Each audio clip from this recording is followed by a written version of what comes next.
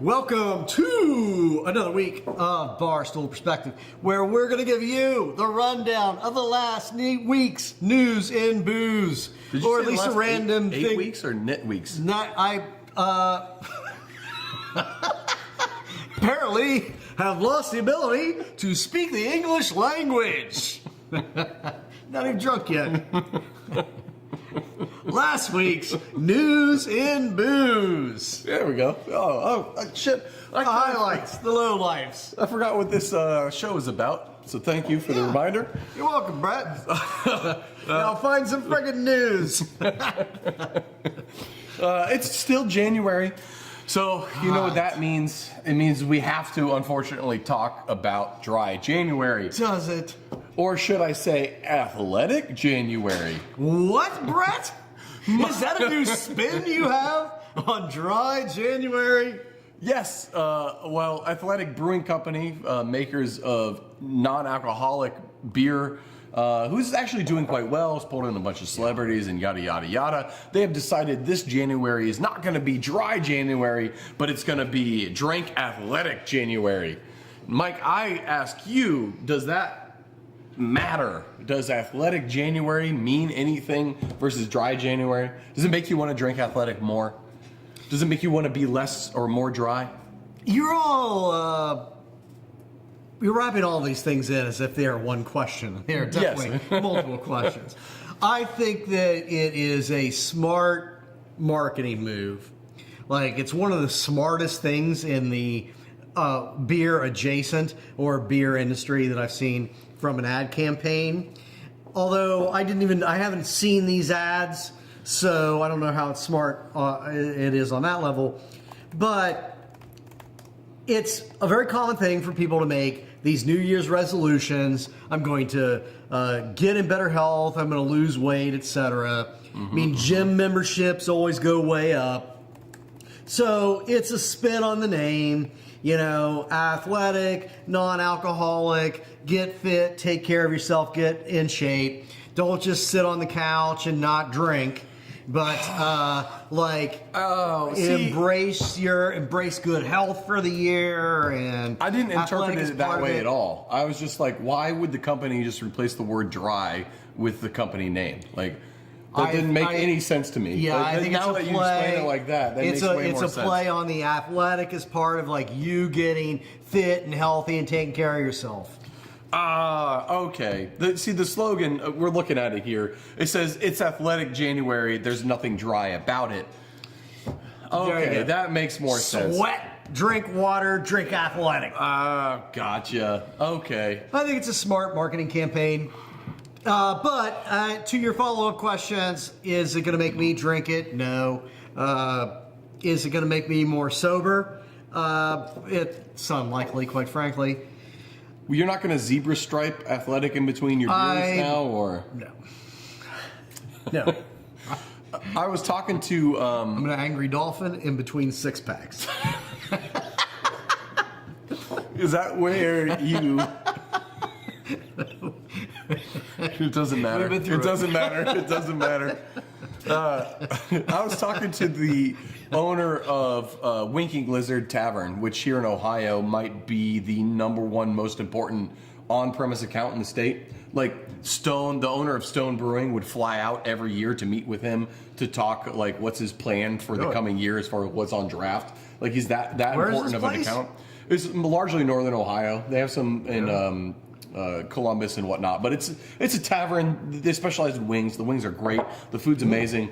The prices are fantastic, and they have an amazing craft beer selection. They've been champions of craft beer for a long time. But I was talking to him over the weekend, and he said that for the first time in the career of his restaurant group, his restaurant chain, they were going to put athletic on draft, and he was extremely downplayed in its ability to be successful. Because what he's looking at is not like, okay, I'm going to sell some. He's looking at, no, if this is going to take a draft handle spot, it better sell as well or better than a beer. Right. If it doesn't do as much as the beer will do, I don't give a crap about dry January. I'll keep it in my fridge. But to be a draft spot, you better move volume. Yeah. And for him to be couching it, but also for him to even be giving it a chance, says that they're making headway. Dry January is making headway. Zebra striping is working. Or Athletic is making headway. And that's probably what it is. And that is a way. I mean, if you're going to alternate between something that's getting you increasingly hammered or not, then a non-alcoholic beer is really kind of a way to, you're continuing the same sort of flavor profile. And I mean, I can see it. Whatever. It has its place. And I think, I mean, we've discussed it before. What Athletic is doing is definitely 1,000% the best non-alcoholic beer that's ever been made. Still doesn't make it good, but it definitely makes it's drinkable, and it's way better than NA beer has ever been. There's only one NA beer that even stands close to being on the same mountain as Athletic, and that shockingly is NA Guinness. I don't know if you've had Guinness Zero yet. No. It is good. It's damn good.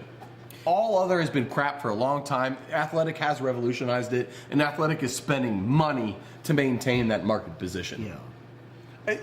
The combination of the technology, and so the technology allowed changes in production techniques, and they have a massive marketing budget behind that.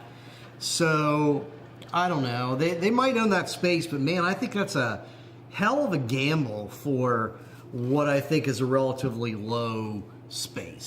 There is a very low ceiling. Very low ceiling. Yeah.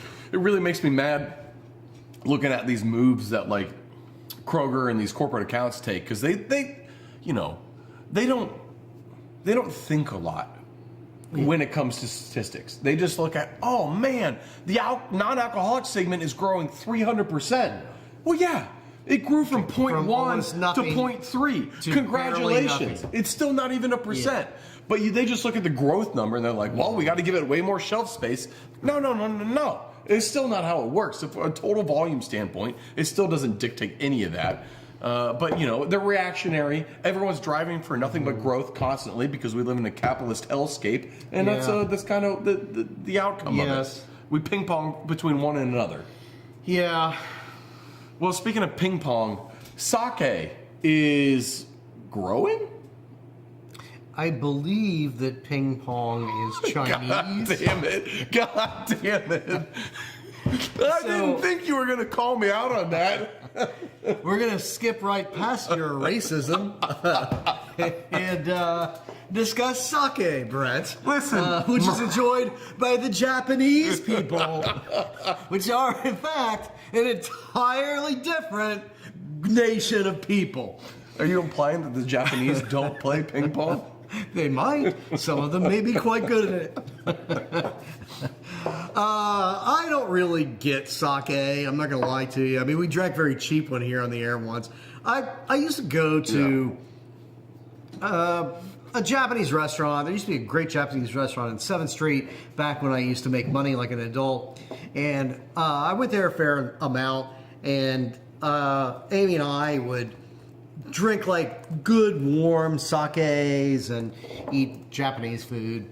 Mm-hmm. And it was fine. I mean, I'd get hammered on sake, but even then, I can't say that I really thought, oh, this is like really good. This is sublime, complex sake. Like, I can't tell. It was fine to drink it with like good sushi and whatever, but I don't know. You're having good sushi and you're having a good time, so you're just drinking. Like, I like Sapporo when I'm in that situation too, but objectively, it's not great. Yeah, objectively, it's just bad. I can't tell if I like sake just because I want to be counterculture and obstinate and just the opposite of what is known, or if it's actually good. So like, I get it. There's some sakes I really enjoy, but like, am I enjoying this more because it tastes great, or am I enjoying it more because it's such a niche thing that I get to kind of like low key brag about at a party of like how I like drinking Nigori sake? I don't know. I mean, I do know you're trying to be a pretentious dick. It's not that good. Get over yourself, Brent. Well,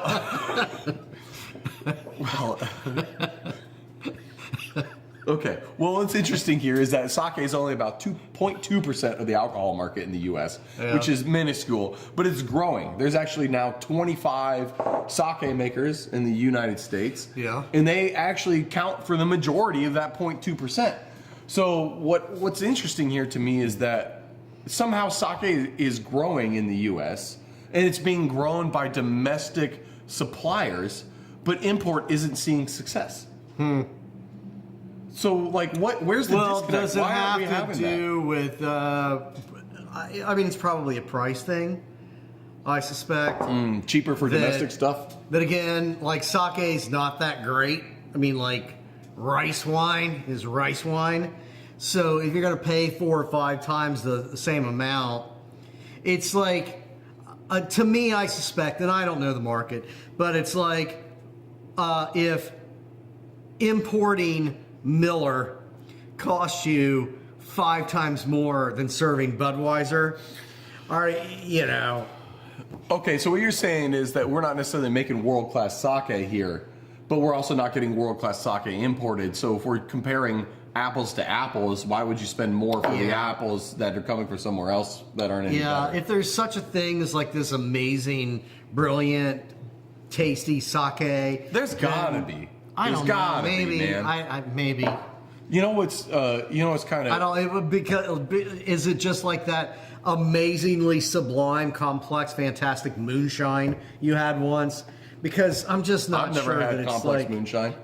That's my point. Oh no, you Like, just I don't- denigrated an entire fucking category of wine?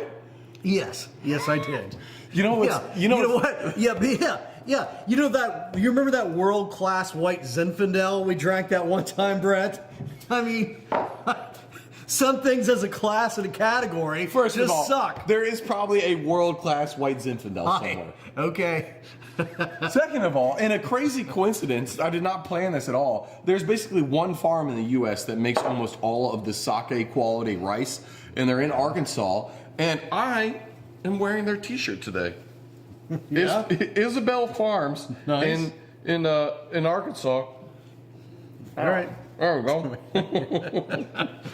Thank you for that. No, I was thinking I'd pick this shirt out this morning, and it wasn't on purpose. But yeah, I reached out to them. They grow sake quality rice, and yeah.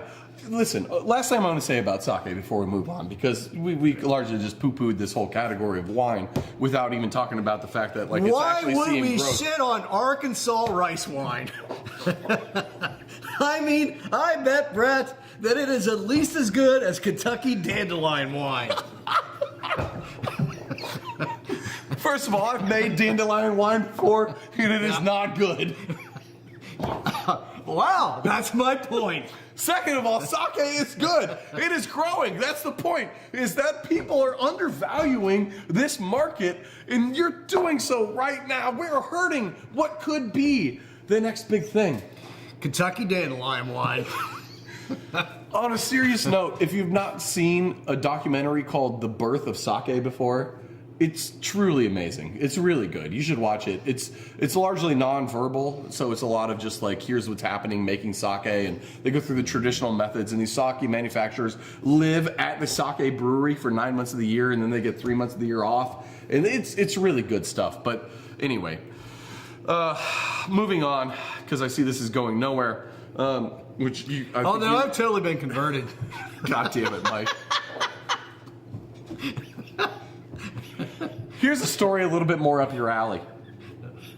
There's a man in Ireland. His name is Mick O'Brien. Shut up.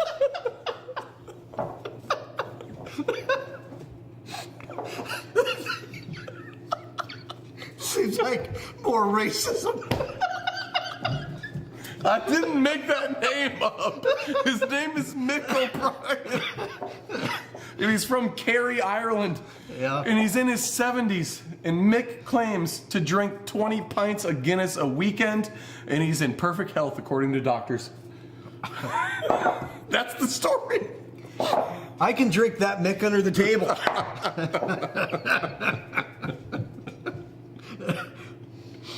Yeah, well, anyway, he's in his 70s. The doctors, after running some tests on him, have declared that he has the metabolic age of a 68-year-old man, and that he has excellent blood pressure and a healthy heart, and he drinks 20 pints of Guinness every weekend. I don't know what he drinks during the weekday, but at least on the weekend, that doesn't seem like that much Guinness, right? It's not. I mean, Guinness is like 4 points something ABV, so it's not, And he probably, he's not like he sits down and drinks 20 Guinnesses in a fucking hour on a weekend. He's probably drinking 10 Guinnesses one day, 10 the next, over the course of the entire day. He probably has lunch, cracks a Guinness. Does a thing, cracks a Guinness. Does another thing, cracks a Guinness. I'm glad he's happy and doing well, and I wish him the best. But, yeah, that's just, I suspect, Guinness propaganda. Yeah, more than likely it probably is. It's a feel-good story about, here's a guy in his 70s who, is always at the bar. Speaking of Guinness, you know what's great about a black and tan, Mike, is that it's really pretty and it's fun to drink. Mm-hmm. But the bad thing about a black and tan is that by the time you drink the Guinness off, you're only left with harp. Well, yeah, that's true. Although the harp, that beer was poured more half and half. You did a really good job. It's been getting mixed as I've been going. You did a great job pouring this.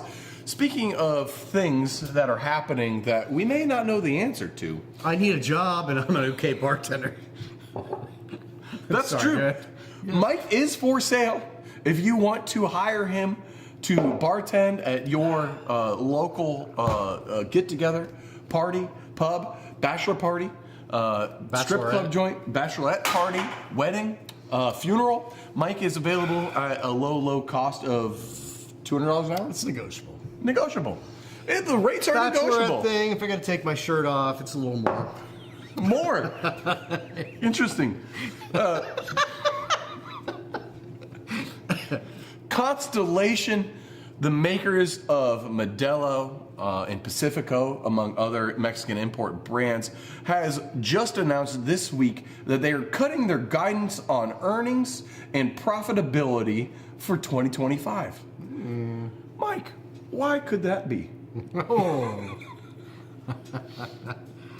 Could it be that some reality TV star became president of the United States?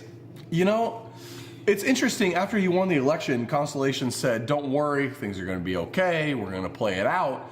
But as the anti-immigrant, anti-Mexico, and tariff rhetoric has amped up, so have political donations been gearing up. And it makes me wonder, has their donations, one, not been large enough, or two, largely not hit the right pockets? What's happening behind the scenes? So Constellation predominantly makes Modelo, which has been the #1 selling beer in the United States. And I think that to not dive too far politically, Trump was elected on this whole populist message. There is not a sane economist alive that says that anything that he plans to do economically is going to be anything but a complete disaster to almost everybody except Elon Musk and the new emerging aristocracy and oligarchs. So he has to keep his promise on something, and I think hating Mexicans is going to be the primary driving factor. And that's not a joke. So I think that Constellation, maybe their bribes aren't big enough because they don't have Zuckerberg kind of money, but I suspect that, their bribes, if their bribes were big enough, like TikTok, like the whole idea that TikTok's going to get banned, give me a break, because their bribery check is going to be this thick. So TikTok will come back because they'll be able to afford the bribes. Constellation probably doesn't have the bribe money, but in addition to that, I think that Constellation is just not going to be allowed to play the game for a while, because there has to be a lot of hate, cultural hate that comes down to feed all the people who just elected you to help the price of eggs, and you're going to quadruple the price of eggs.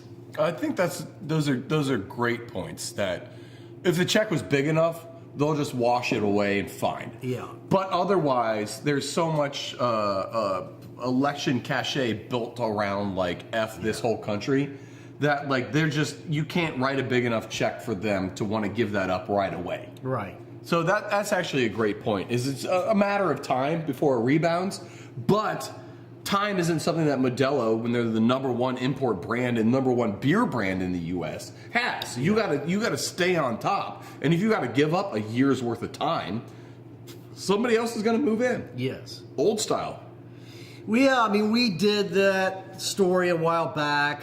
It doesn't really sound like a good plan to me, but that brewery in Chicago that somebody just bought up, that's focus is on like Mexican style lagers.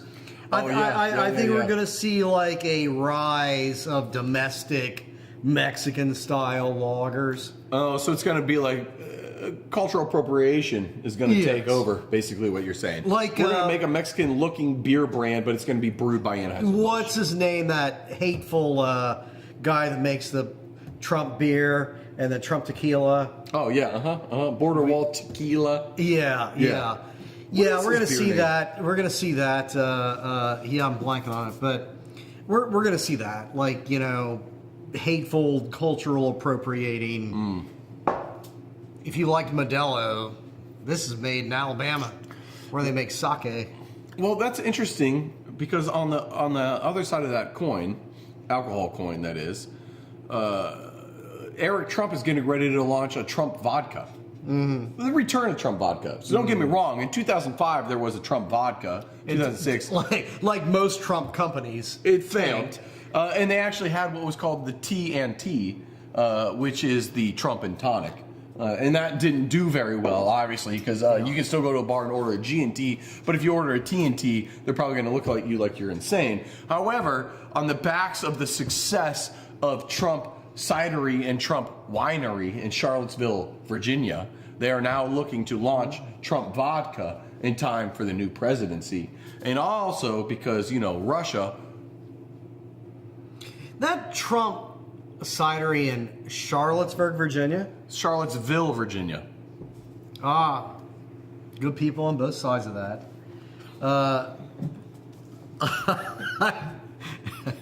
You know what? I mean, for everything Trump aside, like Hulk Hogan, although he's also an asshole, released that beer brand a while back. If you don't drink, if you publicly announce and lay on the fact that you don't drink, I just don't think anybody should buy whatever alcohol brand you're selling. I hate golf. And if I release a line of golf clubs, you probably shouldn't buy them. Because I don't know what I'm talking about. Julia, thank you for the correction. It's Ultra Right Beer from the Conservative Dad. Is the brand we couldn't think of. Let me give you a quote from 2005. Trump says, quote, "I fully expect for the most called for cocktail in America to be the T&T, or the Trump and tonic." Ah, yes. Sales of... To beat out the G&T. Sales of Trump vodka closed a handful of years later. Moving on, Brown-Forman, makers of the famous Fireball, Buffalo Trace, and Jack Daniels, have some sad news this week. Yeah? Do you want to break it to our audience? Is Jack Daniels dead? No. Jack Daniels isn't going anywhere. Personally. Unfortunately, Mr. Jack Daniel himself? Yes. Yeah, he's long dead. No, unfortunately, Jack Daniel... Do people drink a bunch of Fireball and make bad decisions? I mean, yeah, that's not going to not happen. Unfortunately, what has happened is that Brown-Forman has announced the closure of their cooperage, which has been the largest cooperage in America for quite some time. And a cooperage is a company that makes barrels. Yeah. They make oak barrels. And they have also announced the further reduction of 12% of their workforce. This is a total firing of 860 people are being fired across Brown-Forman this week. That does, in fact, suck. And it sucks for all those people.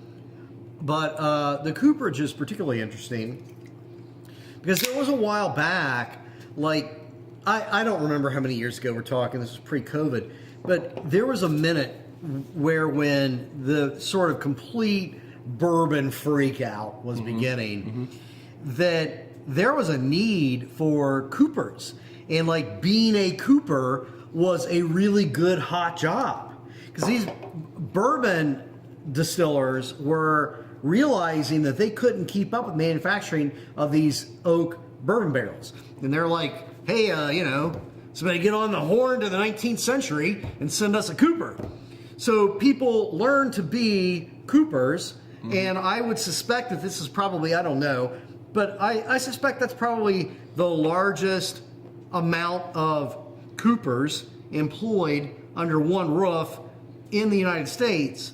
And now they're out of a job, and that's not a particularly transferable skill set. All of that stuff is correct. It is not something all those 210 people are going to get jobs at other cooperages. There's other cooperages in the country. There's other cooperages in the world. But who has the means, if you're just a simple barrel ring maker working at a cooperage and that's your sole job, to fly to Scotland to try to get employed as a cooper in Scotland? They don't have that opportunity. It's skilled labor, but it's not that skilled. Yeah, it's not skilled. Exactly. It's not skilled enough. It's not valued. Their skills aren't valued to the level that they need to be valued. Not international valued skills. Me and you aren't picking up barrel making in our spare time here. This shit's insane. Yeah. So a story I want to share here is I went to a cooperage in Louisville, Kelvin Cooperage, and their whole business wasn't built on we're making new barrels, which they did make new barrels, but the majority of their money was made from getting barrels from bourbon distilleries, refurbishing them if they needed it, and then shipping them over to Scotland where they're used to make scotch. Because most of Scotland's barrels come from bourbon barrels because bourbon requires new oak. Going into that place was mind-blowing. Making barrels is straight out of the 1800s. Yeah, it is absolutely bonkers. That building, first of all, was just a metal structure. It was a metal roof that leaked everywhere. It was raining the day I was there. It leaked everywhere. Nothing was insulated. The walls were metal and just a single sheet of metal. And in Louisville, it's going to get cold on some days in the winter. And there was just barrels and fire and sparks and shit everywhere, and saws and everything. And these people were just a raw fire and metal bending. It is crazy. And like you're in your job, and there was the one part I remember where someone was hammering on the rings onto the barrel, because that's the only thing that keeps barrels together. Yeah. It's just staves. Tension. It's tension. And that keeps it watertight, which is nuts. There's no sealant. It's just tension. Yeah. These people would slam them together and then grab the barrel with one hand and throw it on its edge 100 feet across the damn room to the next person. They were throwing barrels on their edge and not laying them down and pushing them, throwing them on their edge. Wild. It was also 99% Mexican people in that place doing all the work. But damn. And that's a gross generalization. It was mostly South American people is really what I should say. But non-Americans, non-white Americans is what I should say. Wild. So those jobs aren't going to transfer. Those skills are amazing, and it's a sad day that we're losing that because it's a part of American history. Yeah. Building that stuff is Americanism. I thought it was super cool that cooperages came back for at least a while. Yeah. And I don't know. I mean, there's a lot of, okay. We have talked about this before. The stats are incredible. The amount of bourbon that we have in rick houses right now is way more than we're going to need. So that's a great transfer. Nobody's going to need a barrel for a while. That's a great transfer of points. The next point on this whole thing is that Brown-Forman even though they're publicly traded, they have long looked forward thinking. They're not a short-term company. Like they developed Fireball, granted, yes, but it wasn't because they wanted Fireball as the revenue driver. It's like, how do we save leftover bad Buffalo Trace? Yeah. Them firing all these people in this business says that we are in for a lot of long-term pain in this industry. A lot. Yeah, if you're going to completely deconstruct that infrastructure, then yeah, you are announcing to the world we ain't going to need barrels for a really long time. Julia just made a comment about how the head on this beer is bigger than your head. Your ego, that is, not your physical head. All right, let's move on. We could talk about retaliatory tariffs and how that's going to hurt the bourbon barrel industry, or the bourbon industry as well. In the EU, not wanting to bring in bourbon if we fuck them, and Scotland having positive talks with Trump and all that good stuff. But we're running along on time, so let's move it along. The last thing we want to talk about is Jalisco, Mexico. Again, with Mexico, because, well, it's important. And what's important here is that the agave industry is run by a cartel.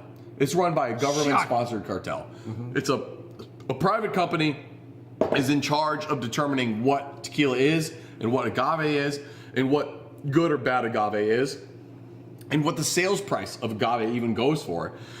And there's 40,000 families in Mexico. Families, not people. 40,000 families that grow agave in Mexico, and they have started protesting this week, demanding change because they're getting absolutely rat fucked on the prices of agave. I think it's great. I think there's a lot of people that are about to die. Well, yeah, possibly. I mean, Mexico is problematic, but I mean, how you define a cartel? There are the cartels in Mexico that make a point by cutting off children's heads and leaving them in public square. And then there are like the cartels in Quebec that control the maple syrup industry. So I want some maple syrup. Some maple syrup is it's inferior. It's an inferior product. It's only made in 3 counties in North Dakota. But I mean, what a cartel means. Our producer Dan has to leave right now, and he's extremely annoyed that we keep like bloviating, long-winding this. He's got to get to his child right now, and we just keep delaying him from leaving. He's extremely upset. This Maper discussion is derailing the entire conversation. I think where we should wrap up, Brett, is that we love all of you. And our advice is to not fuck with the Maper cartel. I hope that the farmers get what they need because they should not be in poverty. And I think a minimum sales price necessarily on agave isn't a bad thing. But we're going to do our From the Can beer review. Bell's Two Hearted has long been a staple of the Bell's Brewery and is long considered one of the best, if not the best, IPA consistently available across the country. Mike, however, what we have heard is that since the buyout to an international brewery conglomerate, the quality has gone down. We are here to find out. People argue that vociferously. They sure do, and I would argue that based on the can, they might be right. Here we are looking at a 19.2 ounce can of what is supposed to be one of the best beers in America.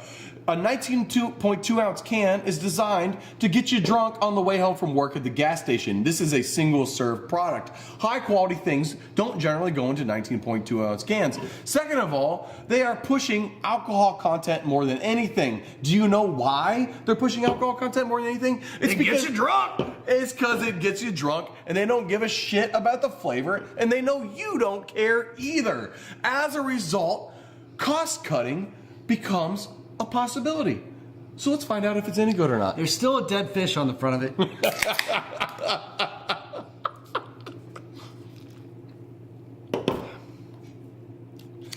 Mike. Not good. I opened it, it actually smells great, but it tastes like old hops. This is a fresh beer. It is. The best by date is the end of May of this year, 2025. If I found this in a fridge at a party, I would be extremely excited. I would open this up and I would say, what the hell happened to my baby? Yeah, this was consistently the most balanced IPA in America. Well and said. so for one thing, it actually smells hoppier when you crack it open than it did when it was good. But the taste of it is like this conglomeration of old hops and garbage. This is virtually disgusting. Listen, I'm going to finish it, but I'm not going to enjoy it. 3 out of 5. 3 out of 10. Cheers. 3 out of 10 is the final score. Rest in peace, Larry Bells. Is he dead? No. Just rich. He's rich, man. Just his brewery. Yeah. Just his legacy.